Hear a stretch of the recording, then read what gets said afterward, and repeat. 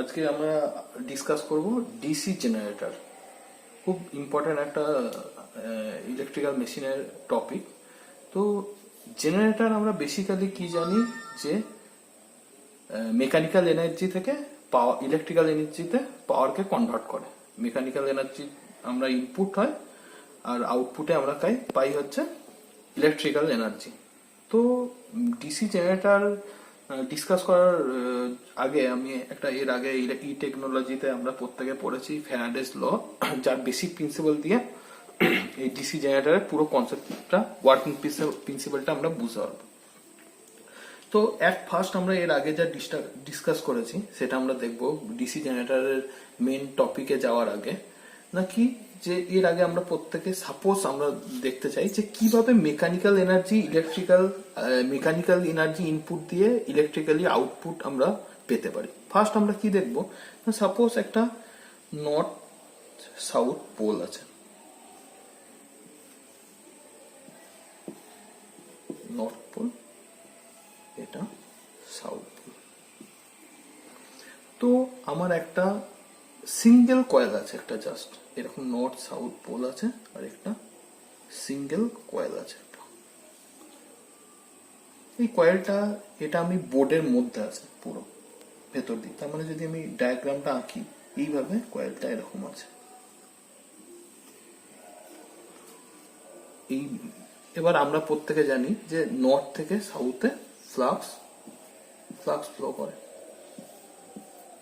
এইভাবে ফ্লাক্সটা north pole থেকে south পোলে ফ্লাক্সটা যাচ্ছে। এবার সাপোজ এই কন্ডাক্টরটা, আমি জাস্ট এটা 3D ডায়াগ্রামের জন্য দেখেছি যে এই উপরে একটা নর্থ পোল আছে, নিচে সাউথ পোল আছে, আর একটা কয়েল আছে যেটা হচ্ছে বোর্ডের ভেতর দিকে, ইনসাইড দ্য বোর্ড। তো এবার কি করছি আমি, এই সাপোজ একটা এই কয়েলটাকে আমি প্রথমে এরকম একটা ফ্রিকশনলেস ফ্লাক্স এইভাবে ফ্লো করছে নর্থ পোল থেকে সাউথ পোল। আমি একটা ফ্রিকশনলেস একটা রেল লাইন আছে, এরকম পাথ আছে, রেল লাইন পাথ। সেখানে এই কয়েলটাকে আমি কি করছি, জাস্ট প্রথমে একটা ফোর্স দিয়ে কয়েলটাকে ছেড়ে দিচ্ছি, এটা ভি ভেলোসিটিতে ছেড়ে দিচ্ছি। তা যখন যে মুহূর্তে এই কয়েলটা এই রেলের মধ্যে দিয়ে যেতে যেতে কি হচ্ছে, এই পজিশনে যখন পৌঁছাচ্ছে, তখন কি হচ্ছে, একটা ফ্লাক্স ডেন্সিটির মধ্যে দিয়ে একটা মুভিং কয়েল যাচ্ছে, যেটা হচ্ছে ভি ভেলোসিটিতে যাচ্ছে। কয়েলটা বোর্ডের ভেতর দিয়ে আছে এই বরাবর। আমি জাস্ট 3D ডায়াগ্রাম আঁকার চেষ্টা করেছি। তো একটা ফ্লাক্স ডেন্সিটির মধ্যে আমরা প্রত্যেকে জানি যে একটা ফ্লাক্স ডেন্সিটির মধ্যে যদি একটা মুভিং ভি ভেলোসিটিতে কয়েলটা যায় আর তার লেন্থ যদি এল হয়, তো এই কয়েলের মধ্যে একটা ভোল্টেজ ইনডিউসড হয়। তার ভ্যালু হচ্ছে, সাপোজ এইরকম এই কয়েলটা, এরকম একটা কয়েল আছে যার লেন্থ হচ্ছে এল। এই কয়েলটা কি হচ্ছে, এই ফ্লাক্স ডেন্সিটির ভেতর দিয়ে এই বরাবর ভি ভেলোসিটিতে যাচ্ছে। তো এর মধ্যে যে ভোল্টেজ ইনডিউসড হবে, সেই ই voltage equal to B L V. বিটা কি, এই ফ্লাক্স ডেন্সিটি, এলটা কি হচ্ছে লেন্থ অফ দ্য কয়েল, আর ভিটা হচ্ছে ভেলোসিটি। এবার এই কয়েলের মধ্যে যে কয়েলের দুটো এন্ড আছে, এটা সাপোজ কয়েল, এটা টিপটা, এটা বটমটা, টিপ বটম। তো কয়েলটা এই বরাবর আছে, এই ভেলোসিটিতে এই ফ্লাক্স ডেন্সিটির মধ্যে দিয়ে যাচ্ছে। তো এই যখনই ফ্লাক্স ডেন্সিটির মধ্যে দিয়ে, এই ফ্লাক্সের মধ্যে দিয়ে কয়েলটা মুভ করছে, তখন এর মধ্যে একটা ভোল্টেজ ইনডিউসড হবে। এবার ভোল্টেজের পোলারিটিটা কোন ডাইরেকশনে হবে সেটা আমরা ফ্যারাডেস ল থেকে পেতে পারি, না কি জানি, E equal to V cross B L. তো ভেলোসিটি ডাইরেকশন কোন দিকে, আমার ইনডিউসড ভোল্টেজের ডাইরেকশন বার করার জন্য আমার রুল হচ্ছে কি, আমার রাইট হ্যান্ডের ভেলোসিটি ডাইরেকশন নেব, তারপর বি এর দিকে মুভ করাবো, বি এর দিকে আমার হ্যান্ডটাকে ফোল্ড করাবো বি এর দিকে। তো ফ্লাক্সের ডাইরেকশন কোন দিকে, এই দিকে। ভি এর ডাইরেকশন এই দিকে, বি এর ডাইরেকশন নিচের দিকে। তো ইনডিউস ভোল্টেজের ডাইরেকশন কি, নিচের দিকে। তার মানে হচ্ছে এটা ক্রস। তার মানে যদি আমি কয়েলটা আঁকি, সাপোজ যদি আমি এখানে কয়েলটা আঁকতে চাই, না কি রকম হবে, এই জাস্ট কয়েলটা আছে, এর সামনে টিপটা হচ্ছে এটা, এটা হচ্ছে বটমটা। তো আমি কি পেলাম, ভি ক্রস বি মানে বোর্ডের নিচের দিকে। তার মানে এই দিকটা হচ্ছে কয়েলের পজিটিভ, এই দিকটা হচ্ছে কয়েলের নেগেটিভ। তার মানে হচ্ছে দেখতে পাচ্ছি যে সাপোজ যদি এই কয়েলটা এইভাবে মুভ করে, এর মধ্যে একটা ভোল্টেজ ইনডিউসড হচ্ছে। এবার এখানে আমার একটা কোশ্চেন আসতে পারে যে সাপোজ এখানে তো ফ্রিকশনলেস রেল পাথ আছে, এখানে একটা ফ্রিকশনলেস পাথে আমি যদি ফার্স্ট ইনিশিয়াল আমি একটা ভেলোসিটি দিয়ে দিই, ভি ভেলোসিটি, তো ফ্রিকশনলেস হলে তো ওখানে কোনো ফোর্স নেই, ও ভি ভেলোসিটিতেই যদি বাইরে থেকে আমি ফোর্স নাও দিই তাহলে ও সেম কনস্ট্যান্ট ভেলোসিটিতে যদি ইনফাইনাইট একটা রেল লাইন হয় এ চলতে থাকবে। কিন্তু তাহলে আমি এর আগে ফার্স্ট একটা ডিসকাস করার আগে বলেছি যে ডিসি জেনারেটরের কি হয়, ইলেকট্রিক্যাল আউটপুট হয় আর মেকানিক্যালি ইনপুট হয়। তাহলে আমার জাস্ট মেকানিক্যাল ইনপুট দেওয়ার প্রয়োজনটা কোথায় পড়ছে সেটা আমরা ডিসকাস করব এরপরে। তার মানে এর আগে এতক্ষণ অব্দি একটা জিনিস কি ক্লিয়ার হচ্ছে যে এই পোর্শনটা, এই কয়েলটা এই ভেতর দিকে আছে, যার এটা হচ্ছে ক্রস, আর ভেতরে নিচে যে বটমটা আছে সেখানটা হচ্ছে পজিটিভ। এবার জাস্ট আমি কয়েলটাকে পুরো ড্র করে পুরো অ্যানালিসিসটা করতে চাইছি। কিভাবে না, এখানে আমরা দেখতে পাচ্ছি এবার কয়েলটাকে আমি কি করছি, বোর্ডে এইভাবে আঁকছি, সাপোজ এইভাবে বোর্ডে আঁকছি। এর এখানে আমি কি পেলাম যে এইটা হচ্ছে পজিটিভ, এইটা একটা রেল লাইন আছে ফ্লাক্সের ডাইরেকশনের জন্য। এই যদি কয়েলটা হয়, কয়েলটা এরকম ইনফাইনাইট একটা রেল লাইন আছে ফ্রিকশনলেস, এই ফ্লাক্সের ডেন্সিটির জন্য এই দিকে কয়েলটা ভি ভেলোসিটিতে যাচ্ছে, কয়েলে ভোল্টেজ ইনডিউসড হচ্ছে এই বরাবর, এই বরাবর হচ্ছে নেগেটিভ। তো কয়েলটার ভি ভেলোসিটির জন্য ভি ক্রস বি, তো এই আমি এখানে এইভাবে আঁকতে পারি যে এরকম ক্রস হচ্ছে বি এর ডাইরেকশন হচ্ছে বোর্ডের নিচের দিকে, তাহলে ইনডিউস ভোল্টেজ কি, এইটা হচ্ছে ভি এর ডাইরেকশন, বি এর ডাইরেকশন কোন দিকে, আমি হাতটা ফোল্ড করব সেই ডাইরেকশনে, নিচের দিকে বি এর ডাইরেকশন। তো ভি ইনডিউস ভোল্টেজের যেটা ডাইরেকশন এটা হচ্ছে পজিটিভ, এটা হচ্ছে নেগেটিভ। এইরকম হচ্ছে একটা বি ম্যাগনেটিক ফিল্ড আছে বোর্ডের ভেতর দিকে, ভি ভেলোসিটিতে একটা রেলে একটা কয়েল, সিঙ্গেল কয়েল যাচ্ছে ভি ভেলোসিটিতে, তার মধ্যে যে ইনডিউসড ভোল্টেজ আছে সেটা এই হচ্ছে।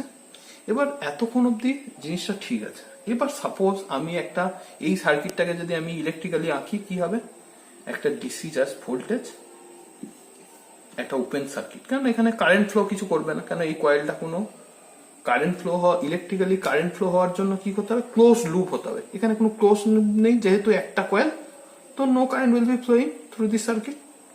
তো জাস্ট ডিসি ভোল্টেজ হচ্ছে ভি বি এল, এল হচ্ছে এই কয়েলের লেন্থ, ভি হচ্ছে ভেলোসিটি, আর বি হচ্ছে ম্যাগনেটিক ফিল্ড। তো এই সার্কিটটাকে আমি কিভাবে আঁকতে পারি, this is a DC source with a open circuit, no current will be flowing through the circuit. Now if I connect a moving wire with a resistance, suppose a moving wire with a resistance R, যে আমি একটা এমন arrangement করলাম এই কয়েলের সঙ্গে একটা moving coil থাকলো, মুভিং ওয়্যার থাকলো, যার সঙ্গে রেজিস্ট্যান্স R দিয়ে কানেক্ট করা আছে। এবার নিশ্চয়ই কি হবে, কারেন্ট ফ্লো করবে, ক্লোজ সার্কিট হয়ে গেছে, এখানে ইনডিউস ভোল্টেজ, মানে এই সার্কিটটা যদি ডিসি তে আমি আঁকি, এটা আর রেজিস্ট্যান্স। এবার now current will be flowing through this circuit. এবার এখানে আই কারেন্ট ফ্লো করবে, এই আই এর ভ্যালুটা কত, I equal to V B L voltage by, V B এলটা হচ্ছে induce voltage by resistance, Ohm's law, from Ohm's law. Now when current will be flowing, আমরা জানি যে একটা কয়েলের মধ্যে যদি কারেন্ট ফ্লো করে ম্যাগনেটিক ফিল্ডে, সে একটা ফোর্স ফেস করবে, সেই ফোর্সের ভ্যালুটা কত, আই এল বি। আই হচ্ছে কারেন্টের মধ্যে দিয়ে যে কয়েলের মধ্যে দিয়ে যে কারেন্ট ফ্লো হচ্ছে, লেন্থ হচ্ছে এল, বি হচ্ছে ম্যাগনেটিক ফিল্ড। তো কি পাবো আমি, কারেন্টের ডাইরেকশন কোন দিকে, এই বরাবর।